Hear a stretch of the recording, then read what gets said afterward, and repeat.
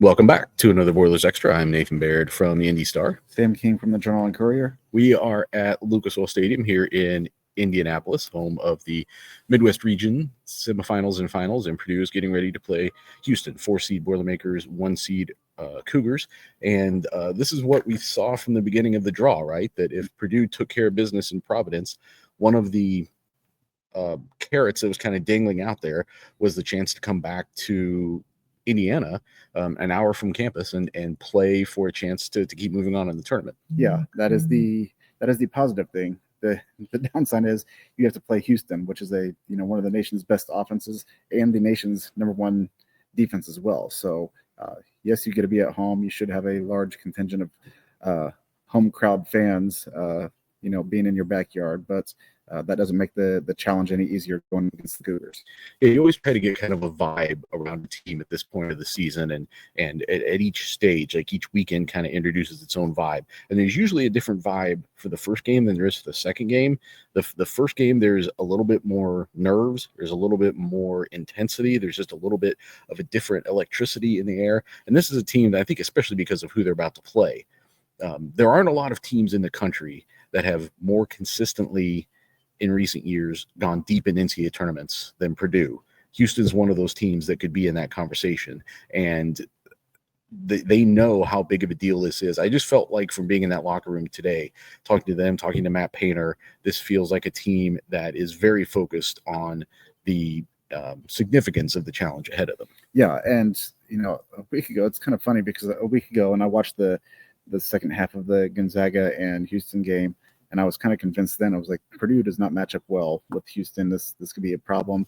But maybe I'm just trying to talk myself into it. But the more and more I dive into the stats and some of the stuff that I've been looking at, I think Purdue has a chance here. Now, it's going to have to play, almost perfect to do that. But it's not outside of the realm of possibility. And I think that's all Purdue can ask for right now is it has a chance. And I think that everybody in the locker room, Matt Painter, the coaching staff, knows that Purdue has to play well to win this game, but also knows it has the capability to play well to win this game. I don't think Purdue has played a team all season, maybe with the exception of Auburn, that I thought they could beat going into that game. Like, I don't know, Michigan State, Wisconsin. There wasn't anything immortal about any of those teams. And Auburn's not immortal either. They've lost some games this season too. I just felt like from a physical matchup, that might not be the best one for them. I think you're right about this matchup. However, I do think it's going to be another week where Purdue has to make sure it answers those things that have been sort of season-long questions. And they did it somewhat in Providence. They also did it against High Point and McNeese State, two teams that if you combine them would not be as talented as Houston, frankly. I hope they're not offended by that, but they probably would be. But this is a different level that they're about to face. And let's talk about both sides of the ball there, I guess, to start with. Defensively, this is what Houston's known for. This is what they have built their program on, the same way that Purdue has built it around, recruiting ultimate skill and ultimate size. Kelvin Sampson has built this defensive juggernaut at Houston. And that's not all they do, but it's what they are known most for doing. You go look at the KenPom, number one team in the nation in adjusted defensive efficiency is Houston. And, LJ Cryer, who we'll talk about in a minute, being kind of maybe their primary scorer, is a name that I think a lot of people around the country know about. And now I made sure I remember the guy's name, and now I've forgotten it. But the lead defensive player, this is terrible podcasting. I had it. They had the league's defensive player of the year. Yes, I'm sorry, but I want to make sure I say his name. Joseph Tugler. I was thinking Tugler, and I'd make sure I had that right. Joseph Tugler was a name that came up with multiple people I was talking about today. And it relates to, he's about a 6'8", 230-pound player, and he causes teams a lot of problems by just how long he is and the way that they'll use him to really disrupt those ball screens. And obviously Purdue is a team that loves to run ball screen action, and the way he will get out and just knock that action out, the way that they will hard hedge against those ball screens. I mean, this is specifically a thing that caused Purdue problems multiple times this year. Marquette did it to them somewhat. Penn State did it to them as well as anybody had done it against all season. Like, other teams will come out and they'll do this. They'll try to keep knocking Braden Smith back, disrupting that pick and roll action that Purdue runs.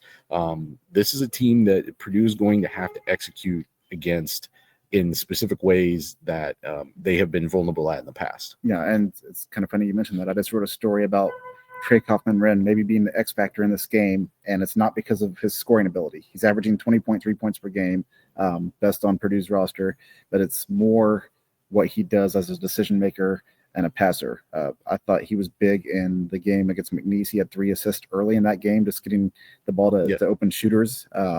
He's going to have to do that against Houston because it's a team that's probably going to, as you mentioned, take away the pick and roll, going to do some things, doubling him, and just do it better, probably, quite frankly, more than anybody else has done it all season long. So if he's able to get the ball back out and Purdue can hit outside shots at an efficient rate, I think that's poses well for Purdue having a chance to win this game. It's something that Trey Kaufman-Ren talked about today, that he never thought he'd get to the point where he would be an efficient passer. And now he's averaging 2.2, 2.3 assists per game, something like that. And Purdue's 10-2 in games this year where he averages or he has at least 3 assists. So good things happen when he's, distributing the ball and getting open shots for other guys. And the correlation there too is that down the stretch of the season, not only have you seen him continue to do that, but now you've started to see people like Jakari Harris, like Camden Heide, like Miles Colvin, like they're hitting a greater percentage of their shots in general than they were early this season. Yeah, all 3 of those guys who have gone through some shooting scuffles this year, and now we've started to see them hit those more consistently. You saw it definitely against McNeese State. I thought you were right. In that game, the 15 rebounds those looked loud on the box score, but they kind of were accumulated in sort of I don't want to say a quiet way, but just sort of a methodical way. They dominated the boards that game, and he led that effort. But I thought the 3 assists were very loud. That was kind of a thunderbolt at the beginning of that game, the way that they got the ball into him, and the McNeese State would react to that, and then he would get it out to shooters who were knocking down those shots. That action, Purdue's going to need that action. And I think the way it's also an extension of what they did well against McNeese State is one of the priority points going into that game was that getting the ball and shooting it. That if you get the ball and you mess around with it, you are playing into McNeese State's hands, and you are absolutely playing into Houston's hands if you pass up good shots. You have to have the confidence to get the ball and shoot it. And I think for the most part, there are lineups where, that starting lineup with Smith, Lawyer, and Cox, you've got 3 perimeter guys who are definitely set up like that, and Kaufman-Ren obviously on the interior. And then you can put lineups on the court where you have 4 guys plus a big who have that confidence right now to shoot from outside. I don't think there's really anybody on this team that, based on the way that the season has ended for them, should have very much hesitation in getting shots up. Maybe Braden Smith would be the one guy who has tailed off a little bit here at the end of the season, but he's going to keep shooting. They're even though he shoots a lot, they want him to shoot more. But everybody there, Fletcher Lurie just came off a game where he shot the ball 10 times, and it's hardly ever that a team gives you 10 chances for Fletcher Lurie to shoot threes.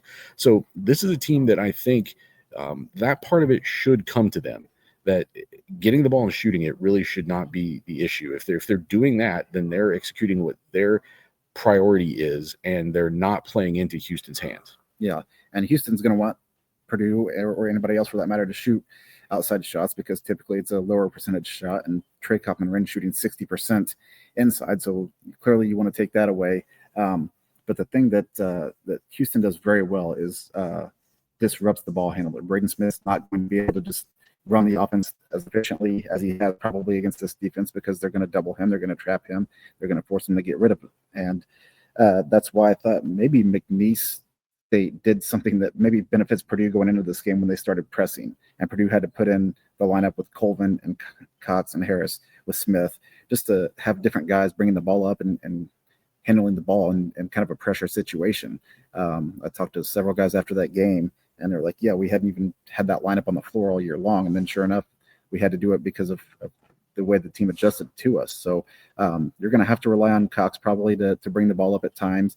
You're going to have some situations, and Purdue's done it recently, where Braden Smith has not the guy running the offense. They have Harris Cox, too. Harris will do that too. Cox, Harris, and then they have Smith off the ball, and then ultimately ends up in his hands, but it kind of gives you a different look.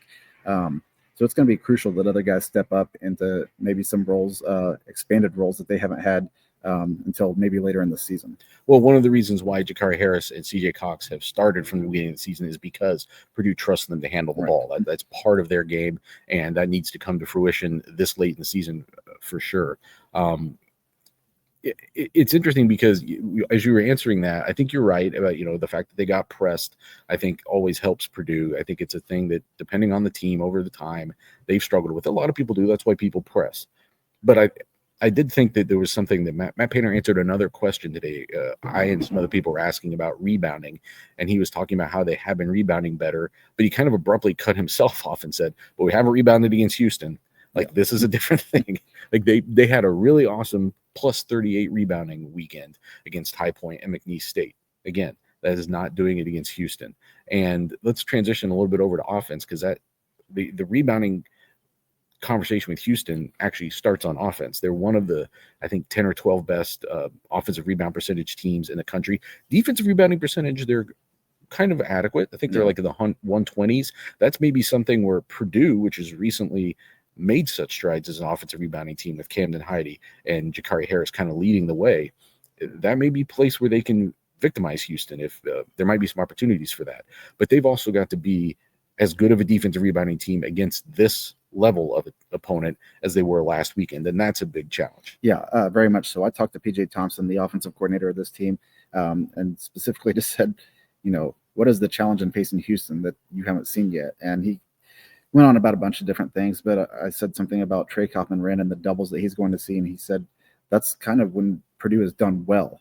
He referenced specifically Northwestern and Nebraska as teams that are very good at doubling the post, and how Purdue just annihilated both of those teams. And then again said, but it's not Houston. Houston's a different animal than facing those teams. So I think there's, I don't want to say going to be some shock, but there's going to be some early feeling out process tomorrow night, late Friday night, early Saturday morning when this game eventually ends, trying to figure out, how to adapt to that. And then it's going to be really if Purdue can adjust to what Houston does. I thought you said something kind of to the point earlier today, just in casual conversation, when you said you were watching Gonzaga and it felt like every time you looked up, Gonzaga was just throwing the ball to a Houston player. That's what Houston does. It's not because Gonzaga played poorly. It's Houston just forces you into those kind of turnovers. Well, yeah, and it wasn't against a press in a lot of those instances. They were just in like a half-court offense, and you could tell that they were just – that Houston was like a step ahead of them thinking the game, and they're just throwing the ball somewhere where Houston knows it has to be, and there's no Gonzaga guy. Like, there were a handful of opportunities like that just in half-court offense where I thought that they were giving away possessions. And in that game, it ended up being, like 5 or 6 points or something like that. But it was a one-possession game at the end of that game. I mean, they had it down to 2 points at one point. And those of us who picked Gonzaga to be in the Final Four were hoping we'd finish it off and we'd look smart. Instead, we just look as dumb as we always do. But no, and when we start talking about, to go back to defense for a little bit, it's where the turnovers can hurt Purdue the most, because when we have seen teams that can like really hard hedge them and really keep knocking them back, you're shortening, you're getting them like squeezed into that area around midcourt. That's where you see them have turnovers sometimes, and they're not just the turnovers that cost them possessions. Like, they had a bunch of turnovers. I remember if it was High Point or McNeese. It was a High Point game, right, where they had like 19. Maybe no, that was McNeese. But you hardly noticed them almost. Like, it was kind of, they had some turnovers, but they were well enough ahead. They didn't lead to points on the other end. Right, and they weren't leading points on the other end, and that's where I think you have to be careful. You can have fewer turnovers. We've seen this happen to Purdue a couple times this year. It wasn't the abundance of turnovers, it's what they were and how a team could go exploit them. And it's not just losing the possession, it's how they're getting converted into points. You don't want to give Houston, you don't want to reduce the number of possessions you get, because they're very valuable against a team that devalues possessions, that undercuts your possessions like Houston will. But you also don't want to be giving them points, because the other half of the equation for them, Matt Painter was bringing it up a lot, like to be the number one team in the country in defense and the number one three-point shooting team in the country. Like, what more of an equation do you want right now to just go win a college basketball national championship, right? Like, that's it. It's and you offensive rebound the way that Houston offensive rebound, yeah, exactly, and do other things well too. But I mean, that is something that I kind of have my eye on going into this game too, is that Purdue made strides last weekend defensively, but they may not think this is fair, but like we've we've kind of caught like a false positive on Purdue's defensive improvement at other times this year. And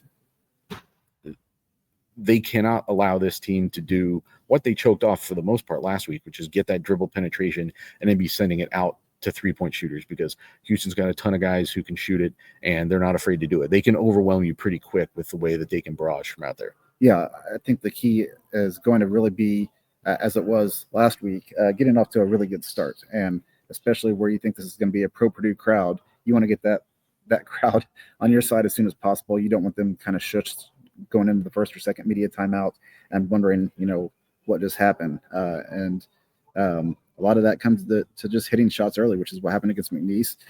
Sometimes the shots are there, sometimes it doesn't. And for Purdue, this has to be a game where you need the shots to fall for you. We've talked a little bit now, maybe too much, about just the ways that Houston's going to be an imposing opponent. Let's talk about the ways that we think that Purdue, the paths to victory that Purdue might have in this game, and why Purdue might be a tough matchup for Houston. And I think we should start even with just like, they're playing here in Indianapolis. This is a comfortable environment for them. They're around family and friends, and you get to sleep longer in your own bed, those sorts of things. You don't have to do the travel that you do for these other teams. But I think more than that, it's just they've been in NCAA tournament games in Indianapolis before, not this building. Playing here because they can't play Cambridge because of the although they've played Sweet 16 games here before, but Cambridge is where they're having the state championship for the high schools this weekend. But just being NCAA tournament tested the way they are, I think there are other teams that might be intimidated by this scenario, for lack of a better term. Like, you're going up against the number one team that has all the things that we just rattled off. That can start to work against you before the game even starts.